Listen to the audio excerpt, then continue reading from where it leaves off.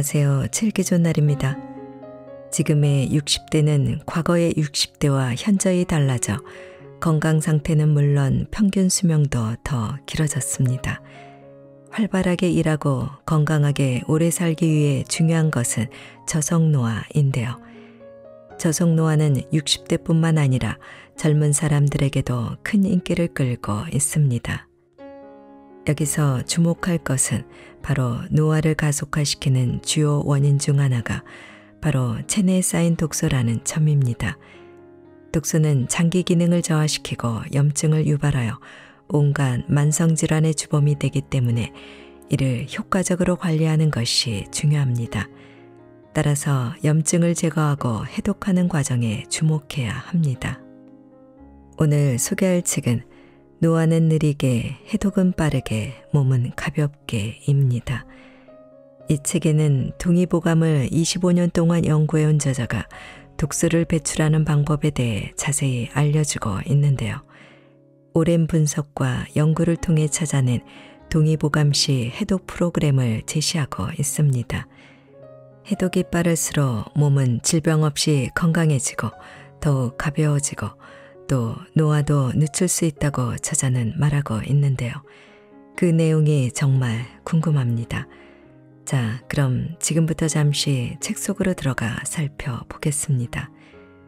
오늘도 책 읽기 좋은 날과 함께 좋은 시간 보내세요. 구독, 좋아요, 사랑합니다.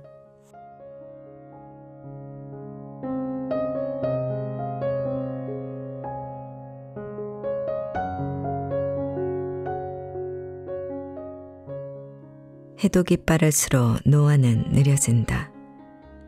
이제는 다른 의미가 되어버린 60세. 사람의 일생에서 60이라는 나이는 예나 지금이나 특별한 의미를 지닌다. 과거에는 60년을 모두 채우고 61세가 되는 해 환갑잔치를 열어 장수를 축하했다. 평균 수명이 짧았기에 60세까지 산다는 것은 대단한 복과 행운이 있어야 가능하다고 여겼기 때문이다. 그러나 현대에 들어 60세의 의미는 완전히 달라졌다. 조선시대 사람들의 평균 수명은 약 35세로 60세까지 사는 것은 매우 드문 일이었다. 그러나 현대에는 평균 수명이 남성 약 80세, 여성 약 86세로 크게 늘어났다. 이제 60세는 단순히 오래 살았다는 것을 넘어서 새로운 인생의 시작점으로 여겨진다. 더 나아가 지금의 60대는 과거와 비교해 건강 상태도 훨씬 좋아졌다. 평균 수명이 길어진 지금의 60대는 과거의 40대와 비슷한 신체적 활력을 지녔다고 볼 수 있지 않을까. 이제 60대는 단순히 생존을 넘어 가장 왕성하게 경제활동을 이어가는 연령대로 자리 잡았다. 저속노화 열풍의 이유는? 그렇다면 이렇게 활발하게 일하는 분들의 최고 관심사는 무엇일까? 당연히 건강하게 오래 사는 것이다. 그저 오래 사는 것은 중요하지 않다. 건강하게 오래 사는 것이 중요하다. 이런 관심사를 반영한 최근의 트렌드가 바로 저속노화이다. 저속노화는 말 그대로 건강하고 활력 있게 나이 드는 것을 목표로 한다. 이 트렌드는 인기를 넘어 이제 열풍을 불러일으키는 것 같다. 왜 사람들은 저속노화에 이렇게 큰 관심을 보이는 것일까? 그 이유는 간단하다. 나이 드는 속도를 늦추는 것, 즉 평균 수명 80세 이상의 시대에 아프고 골골대며 오래 사는 것이 아니라 기왕이면 건강하게 오래 살고 싶은 욕구에 부합하기 때문이다. 비슷한 개념으로 과거에 안티에이징이라는 단어가 유행했었다. 그런데 이 단어에는 노화에 대한 거부감이 녹아들어 있다. 반면에 저속노화는 자연스럽게 노화를 받아들이되 속도를 늦추면서 삶의 질을 높이는 데 초점을 맞추고 있는 것으로 보인다. 그렇다고 조성노화가 60대에만 해당되는 것은 절대 아니다. 젊은 사람들에게도 꽤나 인기가 높다. 왜냐하면 웰빙에 대한 욕구가 높아진 데다 젊은 세대에서도 비만, 고혈압, 당뇨와 같은 만성질환 발병률이 증가하고 있기 때문이다.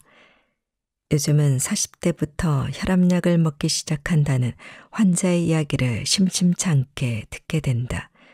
당뇨병, 고혈압, 대사질환 등 만성질환에 노출된 젊은 층이 늘면서 건강에 대한 경각심이 높아졌다. 저속노화는 이러한 질병을 예방하고 건강한 삶을 유지하는 데 도움이 된다고 생각하기 때문에 젊은 층에서도 큰 인기를 끌고 있다. 독소는 당신의 젊음을 훔치는 범인. 그런데 여기서 우리가 주목해야 할 사실이 하나 있다. 바로 노화를 가속시키는 주요 원인 중 하나가 바로 체내에 쌓인 독소라는 것이다. 양질의 영양분 섭취도 중요하다. 하지만 우리 몸에 축적된 독소를 제거하는 것 역시 그에 못지않게 중요하다. 일상생활에서 우리는 다양한 독소에 노출된다. 가공식품의 첨가물과 방부제, 불규칙한 식습관으로 인한 소화장애, 미세먼지와 화학물질로 인한 환경오염, 그리고 만성 스트레스 등이 독소 축적의 주요 원인이다. 소화기, 호흡기, 피부에 쌓인 독소가 배출되지 못하면 여러 문제를 일으킨다. 체내에 쌓인 독소는 장기 기능을 저하시키고 염증을 유발한다. 이는 장기능 저하, 면역력 감소, 피부 노화, 만성 피로 등으로 이어지면서 결과적으로 노화를 가속화한다. 독소가 제대로 배출되지 않으면 저속노화가 아닌 고속노화가 진행되는 셈이다. 따라서 건강하게 천천히 늙어가기 위해서는 적절한 영양 섭취와 함께 효과적인 해독이 필수적이다. 최근에는 단순히 영양제를 섭취하는 것보다 염증을 제거하는 해독에 더 주목해야 한다는 의견이 늘고 있다. 이는 저속노화의 비결이 적절한 영양 섭취와 효과적인 해독의 균형에 있음을 시사하는 것이다. 독소가 병이 되다. 양분과 찌꺼기. 음식이라는 재료가 사람의 입으로 들어가 오장육부라는 공장을 거치고 나면 크게 두 가지로 변화하게 된다. 하나는 양분, 또 하나는 찌꺼기이다. 사실 독소란 별것이 아니다.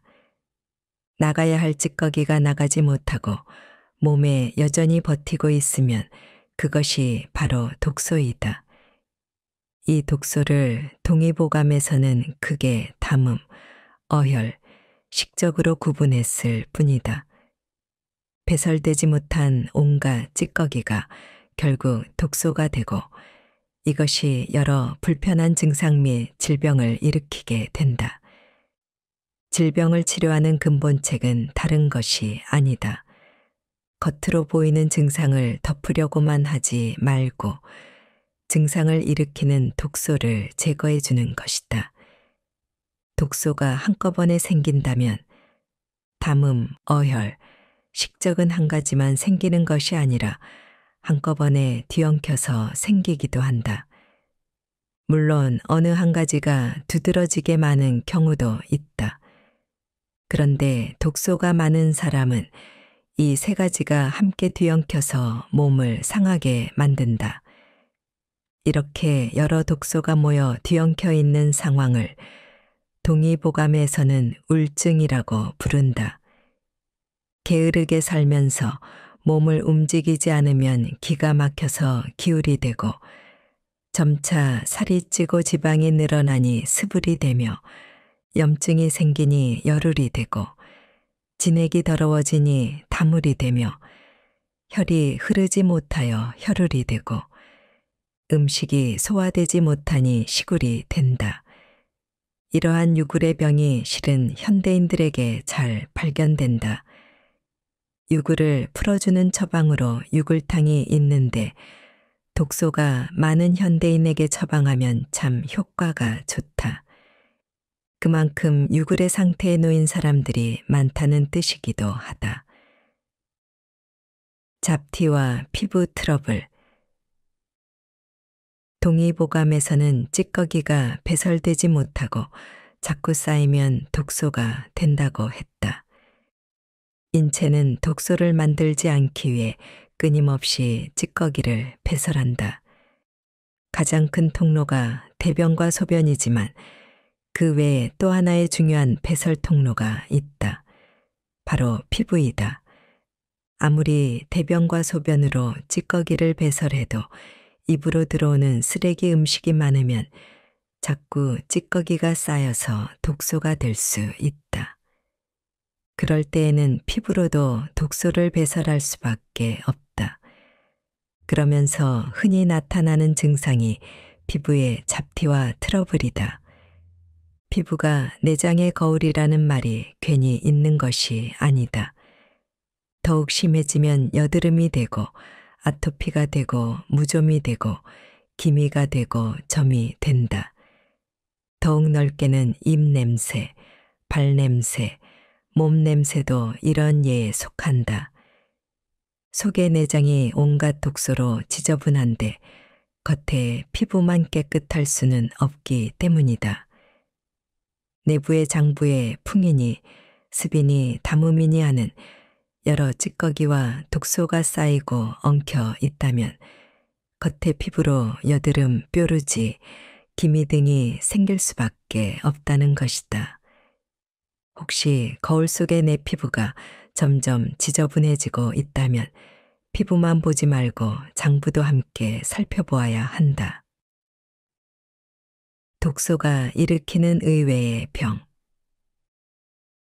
대한민국 사람들이 몸이 허해졌다 싶거나 사고를 당했을 때에 흔히 보양식으로 즐겨 먹는 것 중 하나가 사골국이다. 사골국을 끓일 때 가장 마지막으로 하는 작업이 바로 기름기를 걷어내는 것이다. 뼈를 넣고 오랫동안 팔팔 끓여 뽀얗게 우려져 나오는 국물을 통에 담아서 냉장고에 넣어두면 상층부의 기름기가 떠올라 굳는다. 이것을 걷어내면 담백하면서도 고소한 사골국이 완성된다. 걷어낸 기름기를 손으로 만져보면 끈끈하기 짝이 없다. 그런데 이 기름기는 소의 몸에만 존재하는 것이 아니라 사람의 몸에도 똑같이 존재한다. 또한 비만한 사람일수록 또한 독소가 많은 사람일수록 이런 기름기는 더욱 많다. 동의보감에서는 이렇게 끈끈한 점액과 기름기가 뒤엉켜 있을 때 이를 담음 중에서도 습담이라고 불렀다. 독소가 제대로 배출되지 못하면 몸의 어딘가에 가서 쌓인다. 독소가 가장 잘 엉겨붙는 조직이 바로 이 지방 조직이다. 그러니 살이 찌고 지방이 많을수록 독소가 몸에 쌓이기 쉬워진다. 살도 찌고 독소도 많다면 독소가 뒤엉켜 있는 더러운 기름기가 내 몸에 점점 늘고 있다는 것이다. 이렇게 뒤엉킨 독소는 의외의 병을 일으키기도 한다.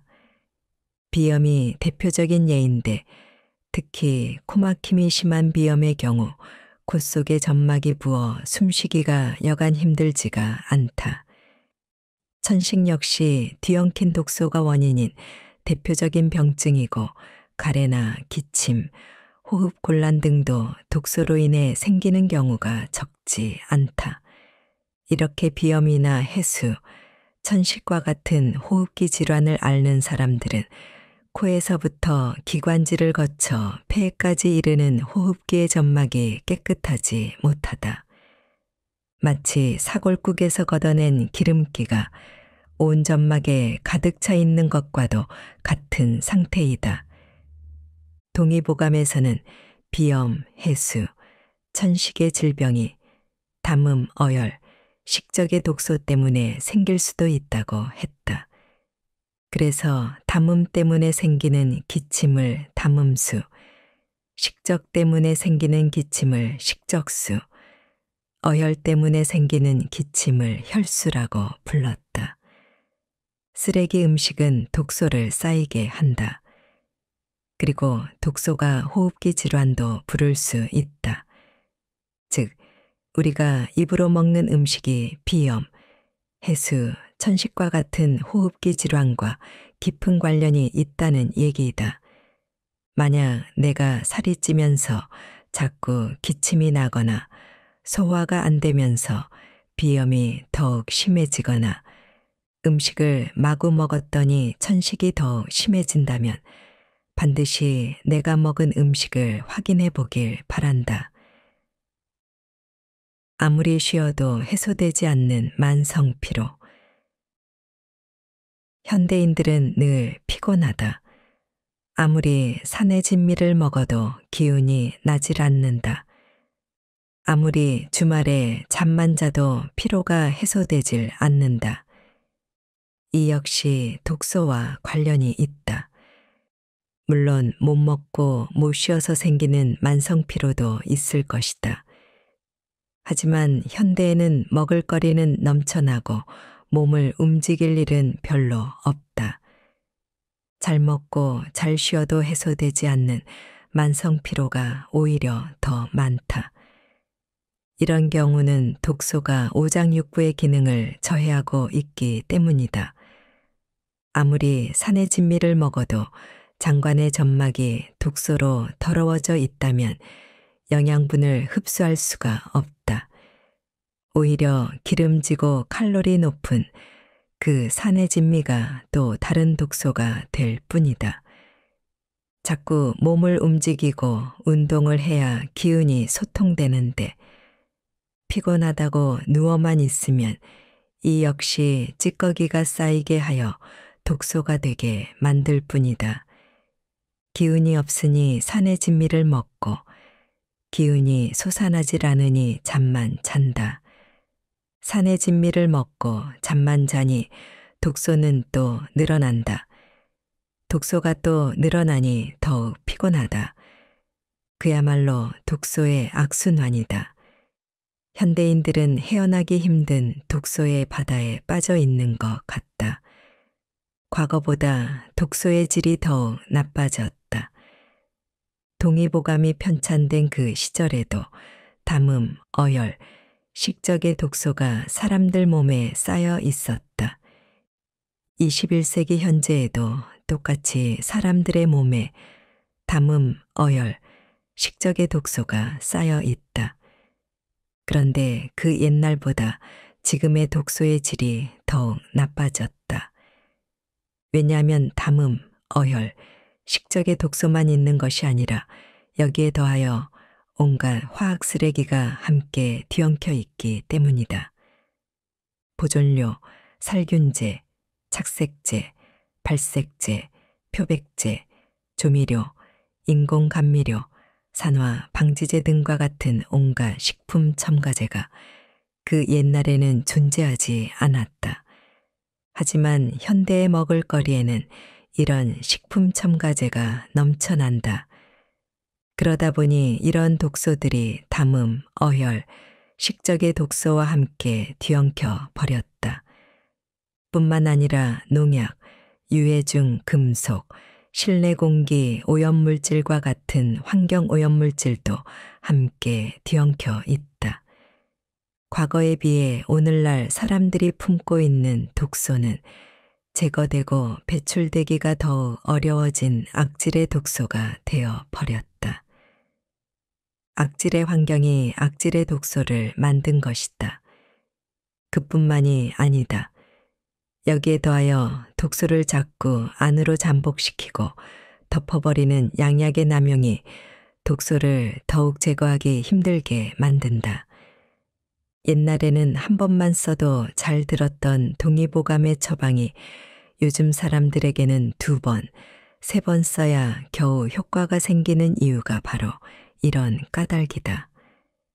현대에 와서 독소가 생기기는 더욱 쉬워졌고 독소의 질은 더욱 나빠졌으며 독소가 제거되기는 더욱 어려워졌다.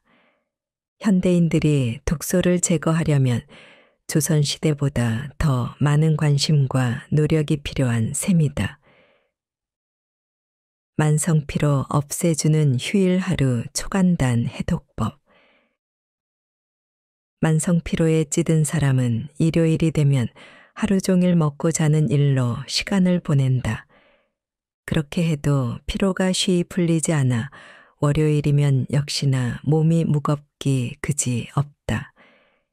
휴일 하루 동안 할 수 있는 초간단 해독 방법을 소개해 본다. 만성 피로를 푸는데 조금이나마 도움이 될 것이다. 100점짜리 초간단 해독. 하루 종일 잠만 자지 말고 1시간 내외에 가벼운 산책을 한다. 산책 후에는 30분 정도 반신욕을 한다. 식사는 하지 않되 허기가 느껴지면 생강차와 제철 과일 한 접시를 배부르게 먹는다. 50점짜리 초간단 해독. 도저히 기운이 없어서 산책할 힘도 없다면 30분 정도 반신욕을 한다. 반신욕을 하면 혈액순환이 활발해지므로 운동을 하지 않아도 마치 운동을 한 것과 같은 효과를 얻을 수 있다. 마찬가지로 식사 대신 생강차와 제철 과일 한 접시를 배부르게 먹는다. 10점짜리 초간단 해독. 욕실에 갈 기운도 없다면 하루 종일 자되 대신 밥도 먹지 마라. 정배가 고프면 생강차와 제철 과일 한 접시를 먹어라. 100점짜리 에드톡스. 아침 먹고 바로 누워서 자고, 점심 먹고 또 바로 누워서 자고, 저녁 먹고 또 바로 누워서 잠을 잔다면 다음 날 당신의 몸은 마치 쇳덩이를 지고 있는 것 마냥 무거워질 것이다. 먹고 자고 먹고 잠만큼의 독소가 더해졌기 때문이다. 내 몸 안에 독소를 제거하는 방법. 해독의 제1원칙, 소식과 절식. 1000년 전의 디톡스. 지금으로부터 약 1000년 전 금나라 때 장자화라는 명의가 살았다. 그는 병을 치료할 때 한투아의 3가지 방법을 잘 활용하기로 유명했다. 그가 치료했던 여러 환자 중에 20살 된 젊은 남자가 있었다. 그 남자는 오랫동안 기침과 객혈증을 앓아서 끈적이고 역겨운 냄새가 나는 가래를 계속 뱉어냈다. 좋아지는 듯 하다가도 다시 심해지기를 반복했고 마치 학지를 앓는 것처럼 으슬으슬 추웠다가도 또 더워지기를 반복했다. 자면서 땀을 비오듯 흘리기에 여러 의사들이 땀을 틀어막는 마왕근 같은 약을 썼으나 전혀 효과가 없었다. 또 영패산 같은 약을 써서 가래와 기침을 가라앉히려 했으나 이 또한 전혀 효과가 없었다. 이에 장자와는 앞서 의사들이 행했던 치료와 전혀 반대되는 약을 썼다. 앞의 의사들은 땀과 가래를 틀어막는 약을 썼으나 장자와는 반대로 독성산이란 약을 써서 가슴에 가득 차 있는 가래를 토하게 했다. 환자는 그 약을 먹고 마치 계란 노른자처럼 생긴 가래를 마구 토해냈다. 또 이렇게 가래를 다 토해낸 후 3일 동안 아무것도 먹지 않고 오직 잠만 잤다. 그렇게 3일을 자고 깨어난 후 비로소 병이 모두 나았다고 한다. 이 환자는 가슴 속에 담음이라는 독소가 가득 차 있었다. 그런데 다른 의사들은 모두 독소를 틀어막는 약을 썼다. 하지만 장자와는 반대로 독소를 가장 가까운 배출 통로인 입으로 토하게 하는 약을 써서 낫게 한 것이다. 여기서 독소를 배출한 환자가 3일 동안 아무것도 먹지 않고 잠만 잤다는 사실이 매우 중요하다. 3일 동안 식사를 끊으면서 환자의 소화계는 철저히 휴식을 취했고 대신 환자의 해독계는 활발히 일을 했다. 그 결과 에너지가 소화계로 분산되지 않고 온전히 해독계로 집중되었고 비로소 환자는 온전히 병이 낫게 된 것이다. 만약 이 환자가 3일 동안 음식을 끊은 채 잠을 자지 않고 열심히 먹어댔다면 어떻게 되었을까? 그랬다면 아마도 식복증이 생겼을 것이다. 식복증이란 병을 치유하는 과정에서 음식을 마구 먹어 병이 재발하는 것을 말한다. 흔히들 질병에 걸렸거나 조직에 손상이 생겼을 때 영양가가 높은 음식을 먹어야 회복이 빠를 것으로 생각한다. 그런데 꼭 그렇지만은 않다. 식사를 끊는 절식의 기전을 연구한 논문에 의하면 고칼로리의 음식을 먹을수록 림프액이 탁해지고 백혈구의 활동을 저해하여 면역체의 형성을 방해하므로 질병에서 더디게 회복하게 만든다고 한다. 이는 영양분의 소화를 위한 작업이 인체의 면역 및 해독 기능에 부담을 주기 때문이다. 소화계와 해독계는 시소의 양 끝. 사람이 병이 들면 저절로 입맛이 떨어지는 경우가 많다. 가벼운 감기에 걸려도 입맛이 떨어지기도 한다. 동물들도 병이 나면 스스로 단식을 하면서 몸을 추스른다. 이는 소화계로 가는 에너지를 줄여서 병과 싸워 이기는 것에 힘이 집중되도록 하기 위함이다. 사람의 에너지는 한정되어 있기에 소화계와 면역계로 가는 에너지는 분산될 수밖에 없다.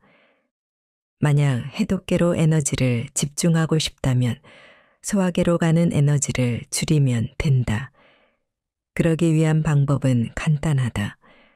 바로 식사량을 줄이는 것이다. 식사량을 줄이면 소화계가 소비하는 에너지는 줄어들고 그 대신에 해독계로 보내는 에너지가 늘어난다. 반대로 식사량을 늘려서 소화계에 과중한 에너지가 가게 되면 해독계로 보낼 에너지는 그만큼 부족해질 수밖에 없다. 또한 늘어난 식사량이 새로운 독소가 될 수도 있어 이중으로 부담이 된다. 만약 독소가 쌓여 있다고 느껴져서 해독을 해야겠다고 마음먹었다면 해독계를 활성화시켜라. 그러기 위한 방법은 간단하다. 식사량을 줄이면 된다. 특히나 음식으로 인한 독소가 많이 쌓인 사람일수록 더욱 그렇다. 독소를 배출하고 싶다면, 독소를 줄이고 싶다면 가장 먼저 음식의 양을 줄여야 한다. 그래야 해독계가 활성화된다. 소화계와 해독계는 마치 시소의 양 끝과 같기 때문이다. 해독의 첫걸음, 식사량 줄이기. 식사량을 줄이는 방법은 두 가지가 있다. 하나는 소식이고 또 하나는 절식이다. 소식은 식사를 하긴 하되 양을 줄이는 것이다. 절식은 일체 고형식을 먹지 않고 대신 물이나 다른 액체를 마시는 단식을 말한다. 소식하는 것도 분명히 해독계의 작용을 돕는다. 그런데 더욱 강한 소식, 즉 절식을 하게 되면 소화계를 온전히 휴식하게 만들기 때문에 해독작용이 더 원활해진다. 즉, 음식의 양을 많이 줄이면 줄일수록 해독이 더욱 잘 되는 것이다. 이렇게 먹고 마시는 양을 최소한으로 줄이는 해독 방법을 절식 해독이라고 한다. 1000년 전 장자와가 치료했던 젊은 청년이 3일 동안 아무것도 먹지 않자 가슴속에 쌓여있던 담음의 독소가 말끔히 청소되었던 것과 같은 이치이다. 사실 이런 절식은 이미 오래전부터 인류의 큰 관심사였다.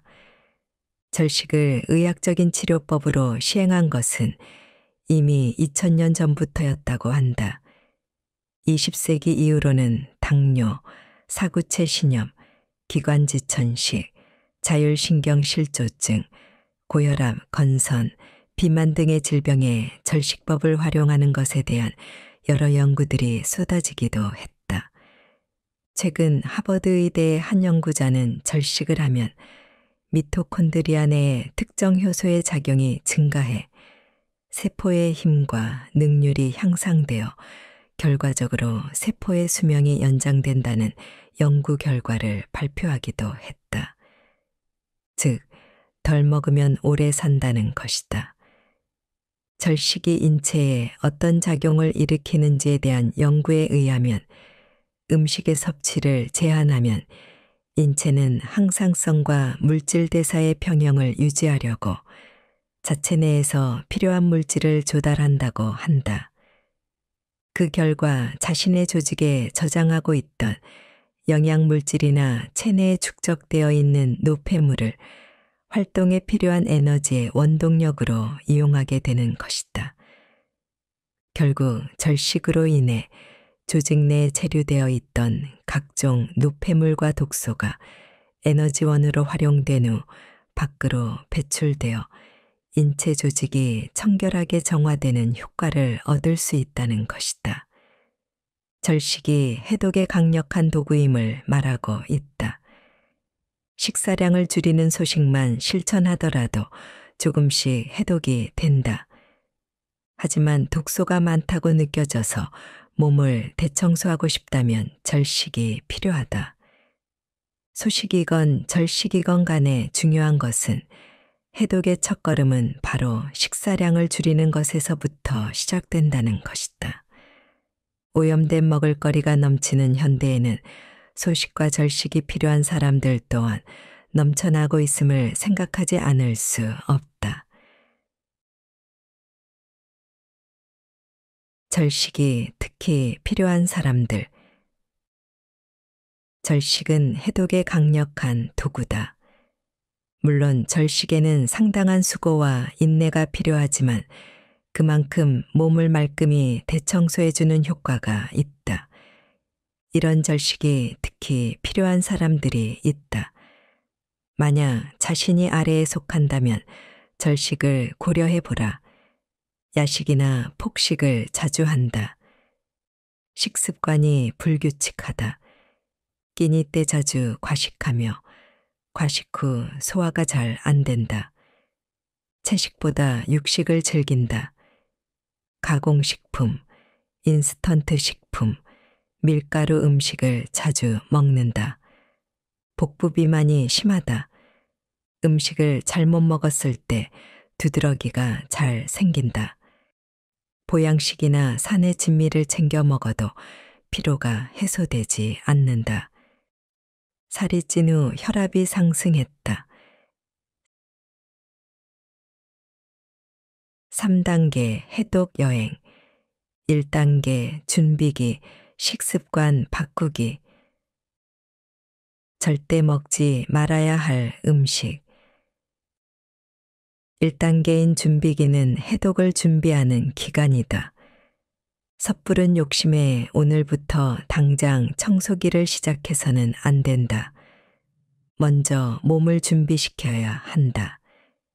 청소기 동안 몸이 편안한 상태로 해독의 효과를 최대한 끌어올리려면 1단계에서 잘 준비해야 한다. 먼저 디톡스의 1단계인 준비기 동안에는 일체 불량 음식을 끊어야 한다.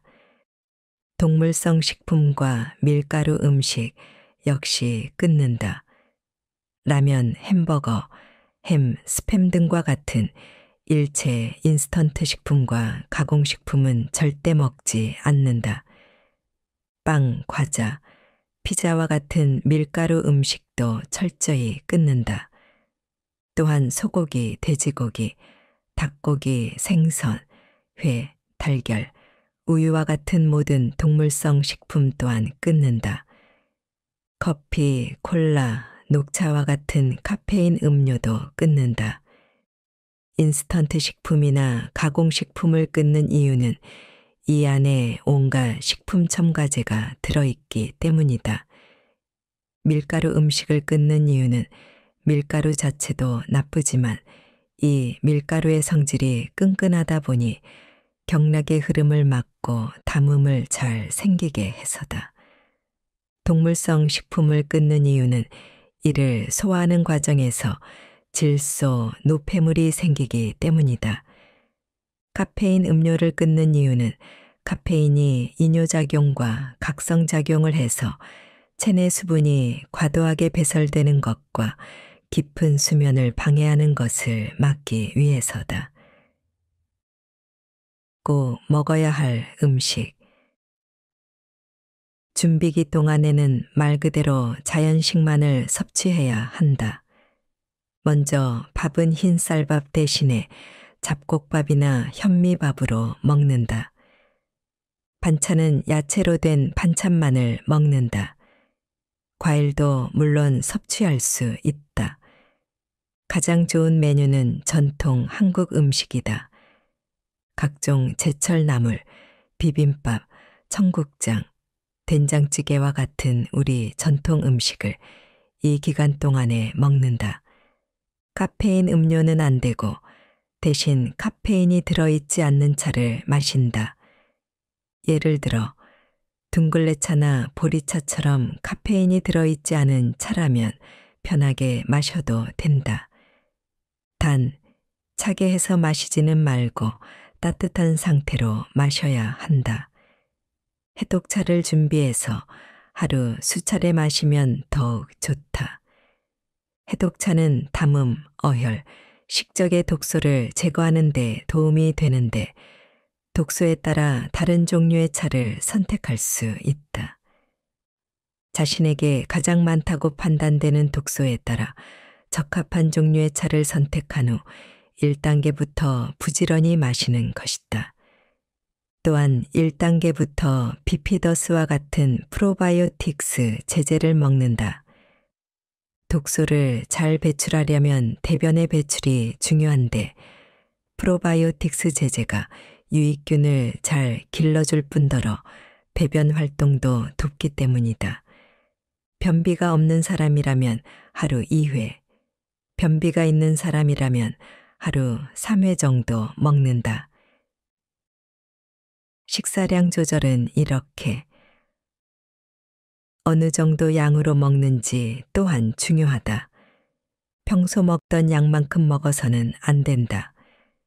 1단계부터 미리 양을 줄여서 소식을 시작해야 한다. 원래 먹던 양에서 칼같이 절반을 줄여서 먹는다. 밥은 평소 밥 공기에 담아 먹던 양의 절반을 먹고 반찬도 절반을 먹는다. 처음에 허기가 많이 느껴지면 줄인 밥량 대신 반찬의 양을 늘려서 먹을 수 있지만 조금씩 반찬의 양도 줄여나간다. 먹는 양을 절반으로 줄이다 보니 처음 하루 이틀 정도는 허기가 지고 짜증이 날 수도 있다. 하지만 3일 정도만 지나면 절반으로 줄인 양에 몸이 적응하게 되면서 공복감이 줄어든다. 식사량이 적어서 생기는 허기를 줄이려면 되도록 음식을 천천히 꼭꼭 씹어 먹어야 한다. 입에서 꼭꼭 씹을수록 공복감이 덜할 뿐더러 소화도 부담 없이 잘 된다. 천천히 씹어 먹었는데도 배가 부르지 않다면 섣불리 음식을 더 먹으려 하지 말고 10분만 더 기다려 보자. 10분 정도가 지나면 분명히 허기가 가실 것이다. 또한 최대한 싱겁게 먹어야 한다. 식당에서 먹더라도 짠 반찬은 되도록 먹지 않는다. 김치는 먹어도 되지만 김치찌개 국물에 밥을 말아 먹는 식으로 짜게 먹어서는 안 된다. 나트륨의 하루 권장 섭취량이 2g인데 한국인의 입맛대로 식사를 하면 보통 하루에 6에서 13g의 나트륨을 먹게 된다고 한다. 더군다나 정제염과 같은 좋지 않은 소금을 먹게 되어 몸에 더욱 해롭다. 만약 1단계 동안 반찬을 직접 만들어 먹는다면 정제염 대신 천일염이나 자염 같은 건강한 소금을 쓰는 것이 좋다. 2단계 청소기, 정화주스 이용하기. 특히 주의해야 하는 먹거리들. 2단계인 청소기는 해독이 가장 원활하게 일어나는 시기이고 체중을 가장 많이 줄여 몸을 가볍게 만들 수 있는 시기이다. 몸속에 쌓여있는 찌꺼기를 가장 많이 청소할 수 있는 시기이며 낡은 세포를 깨부수는 시기이기도 하다. 청소기에는 절식을 한다. 절식이란 일정 기간 동안 음식을 끊는 것을 말한다. 그렇다면 청소기 동안에는 그 어떤 음식도 먹어서는 안 되는 것일까? 그렇지는 않다. 청소기이긴 하지만 무언가를 먹어야 한다. 청소기 동안 먹을 수 있는 것에는 여러 가지 후보들이 있다. 물, 꿀물, 맑은 과일즙, 갈아 만든 과일 주스 중에서 선택해 먹을 수 있다. 또 선식이나 발효액을 선택해도 좋다. 유일한 정답이 있다기보다는 내가 처한 상황과 몸 상태에 맞게 적절한 것을 선택하면 된다. 준비기와 마찬가지로 청소기 역시 먹어서는 안 되는 것들이 있다. 커피, 콜라, 녹차와 같은 카페인 음료는 여전히 안 된다. 마트에서 파는 청량음료나 과일 주스도 안 된다. 집에서 직접 짠 과일즙은 괜찮지만 시중에서 파는 과일 주스에는 첨가제가 들어있기 때문에 해독에 방해가 된다. 흡연자는 청소기 동안 담배를 끊는 것이 좋다. 정 힘들다면 줄이기라도 해야 한다. 흡연자의 경험에 의하면 청소기 동안 담배를 피웠더니 담배에서 풀맛이 느껴져서 저절로 흡연량이 줄었다고 한다. 흡연도 결국 몸에 독소를 불어넣는 것이니 청소기에는 되도록 피하는 것이 좋다. 속도와 안정성을 고려하자. 청소기 동안에 무엇을 먹느냐에 따라 해독의 강도가 달라진다.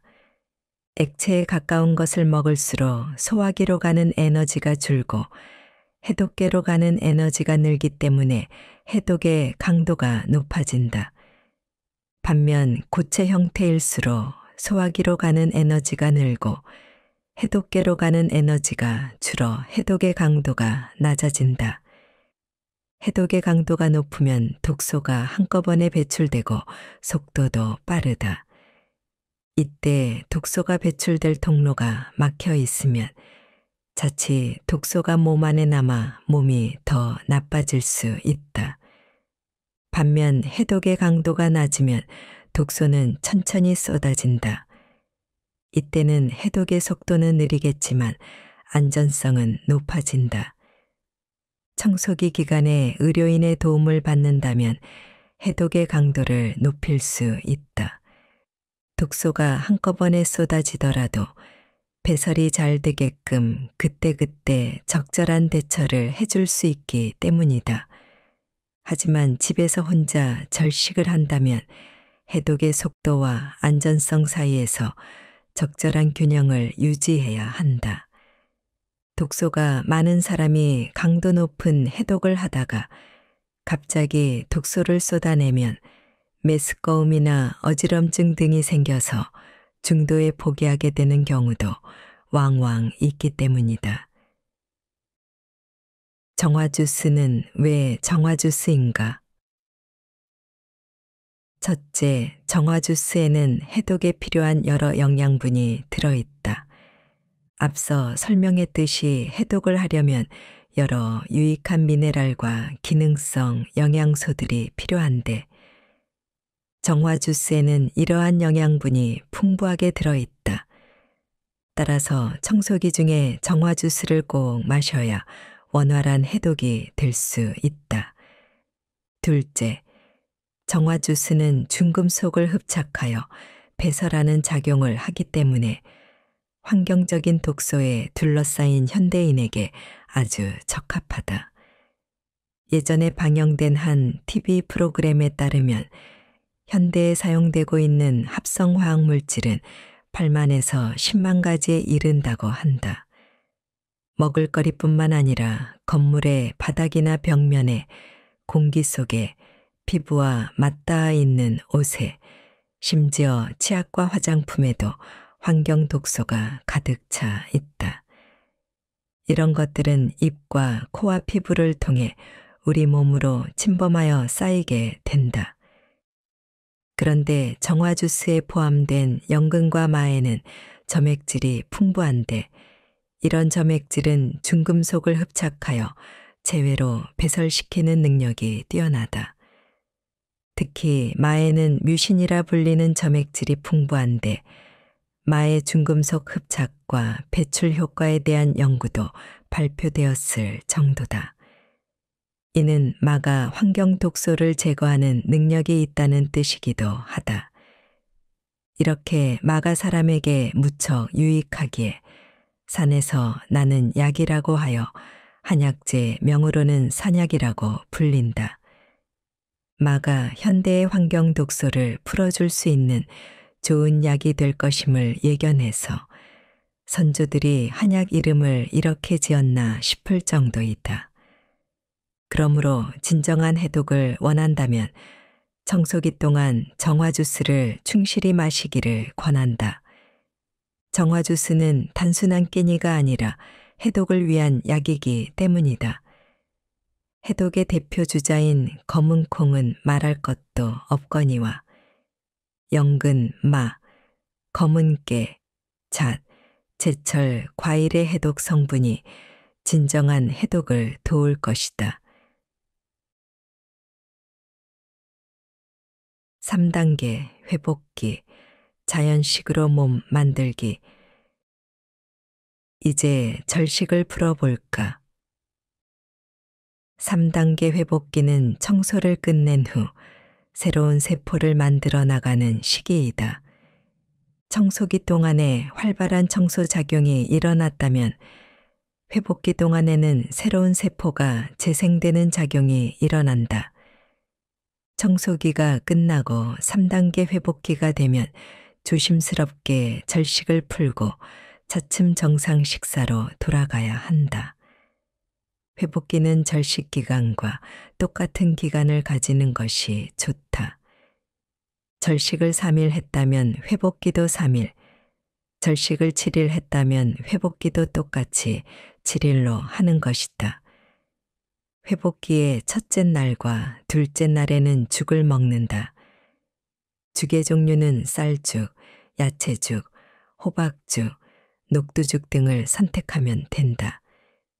다만 고깃죽은 피하는 것이 좋다. 가장 무난하고 좋은 것은 여러 가지 야채를 함께 넣어서 끓인 야채죽이다. 여기서 주의할 점은 소금을 많이 넣지 말고 아주 싱겁게 해서 먹는 것이다. 셋째 날부터 밥과 반찬을 먹는다. 밥은 현미밥이나 잡곡밥을 먹는다. 반찬은 부드러운 야채를 재료로 한 반찬을 먹는다. 물론 양도 예전에 먹던 양보다 적게 먹어야 한다. 1단계 동안에 먹었던 양 정도면 적당하다. 제철 과일 역시 매일 잘 챙겨서 먹는다. 회복기에도 자연식으로 먹어야 한다. 녹색 채소, 적색 채소, 황색 채소, 버섯류, 해조류 등을 골고루 섞은 반찬을 만들어 먹는다. 추천 반찬은 1단계 준비기와 동일하다. 단 이때에도 되도록 간을 싱겁게 하는 것이 좋으며 일체 동물성 식품을 먹지 않는 것이 좋다. 절대 먹어서는 안 되는 것들이 있다. 가공식품, 인스턴트 식품, 과자, 아이스크림 등은 절대 안 된다. 맵고 짠 찌개 국물이나 정제염을 많이 넣어서 만든 반찬도 좋지 않다. 또한 배가 부르도록 과식하는 것도 피해야 한다. 회복기가 중요한 이유. 청소기보다도 오히려 회복기가 중요하다. 청소기가 도화지에 그려진 낙서를 지우는 시기였다면 회복기는 깨끗해진 도화지에 새로 그림을 그리는 시기이다. 전에 그림을 잘못 그려서 힘들게 지우개로 지웠는데 또다시 잘못 그려서는 안 된다. 나는 곧 내가 먹는 음식이다라는 속담처럼 회복기에 먹는 음식에서 나의 새로운 세포를 만드는 것임을 명심해야 한다. 내가 좋은 음식을 먹으면 좋은 세포가 만들어진다. 내가 쓰레기 음식을 먹으면 쓰레기 세포가 만들어진다. 내가 화학 첨가제로 가득 찬 음식을 먹으면 내 몸은 또다시 화학 첨가제로 가득 채워질 것이다. 체중을 감량한 후 대부분의 사람이 걱정하는 것이 바로 요요 현상이다. 요요 현상을 막으려면 더더욱 회복기를 잘 보내야 한다. 아무리 청소기를 잘 보냈어도 회복기를 엉망으로 보낸다면 금세 이전으로 되돌아갈 것이기 때문이다. 또한 이 기간 동안에도 반신욕이나 사우나와 같은 온열 해독을 함께하면 좋다. 운동도 계속 하면 좋다. 준비기와 청소기를 제대로 보냈다면 독소가 엉겨붙은 지방세포가 회복기에도 계속해서 분해될 것이다. 이때 운동을 계속해주면 해독의 효율을 더욱 높일 수 있다. 미생물 해독도 해야 하므로 하루 2회 아침과 저녁에 프로바이오틱스 제제도 먹는다. 해독차 역시 계속 마셔주는 것이 좋다. 해독된 몸을 유지하는 건강한 생활 원칙. 지켜야 할 습관 대 없애야 할 습관.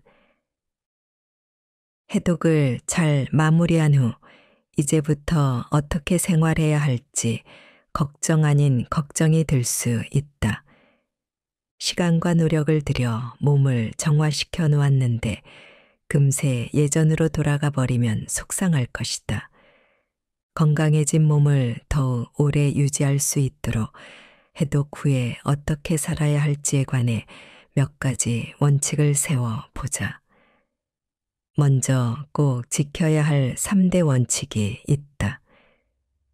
해독이 끝난 후에도 잊지 말고 실행해야 할 3가지 원칙이다. 첫째는 다작이다. 음식을 먹을 때 많이 씹어서 먹으란 얘기다. 둘째는 소식이다. 음식을 먹을 때 많이 먹지 말고 소량을 먹으란 얘기다. 셋째는 저염식이다. 음식을 먹을 때 싱겁게 해서 먹으란 얘기다. 이것이 음식을 먹을 때 지켜야 할 3대 원칙이다. 꼭 지켜야 할 3대 원칙이 있다면 꼭 피해야 할 3무 원칙도 있다.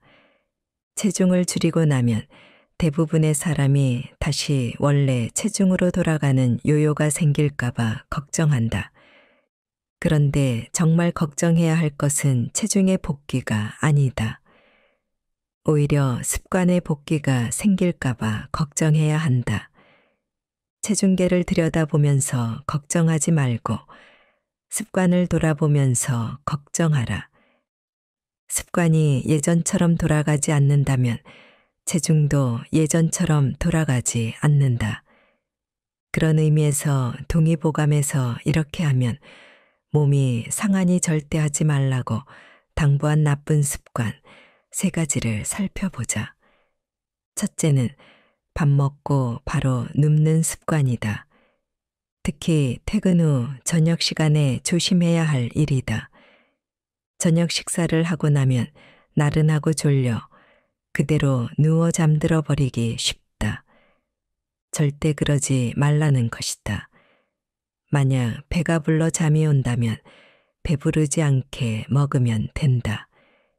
둘째는 밤늦은 시간에 배부르게 먹는, 즉 야식 습관이다. 배부르게 먹더라도 낮에 배부르게 먹으라는 것이다. 밤늦은 시간이 되었다면 절대 배부르게 먹지 말라는 것이다. 셋째는 술을 마시면서 밀가루 음식을 함께 먹는 습관이다. 술에는 맑은 술이 있고 탁한 술이 있다.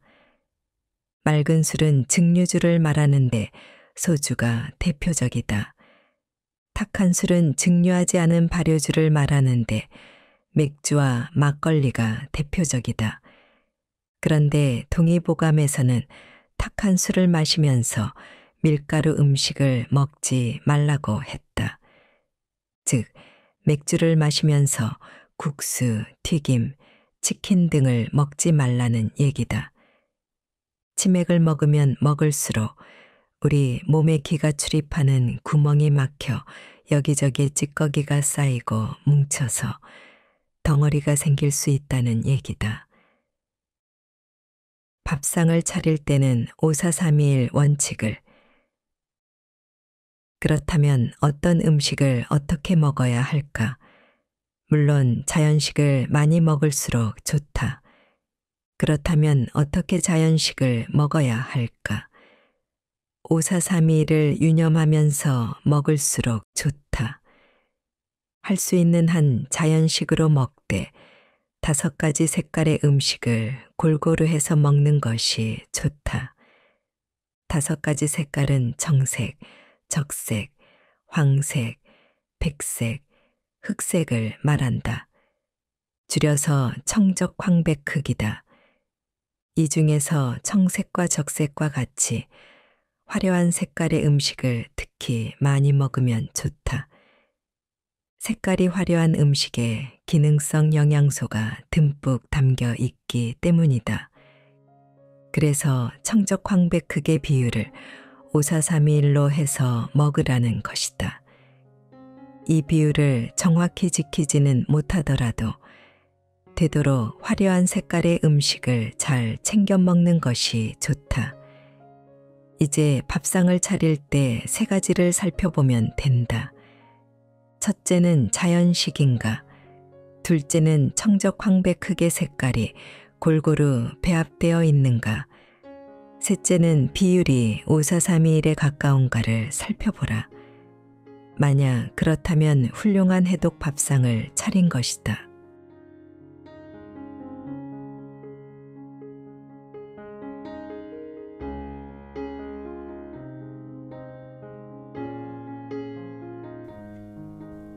책 읽기 좋은 날 오늘은 여기까지입니다. 안전하고 포근한 시간 되세요. 사랑합니다.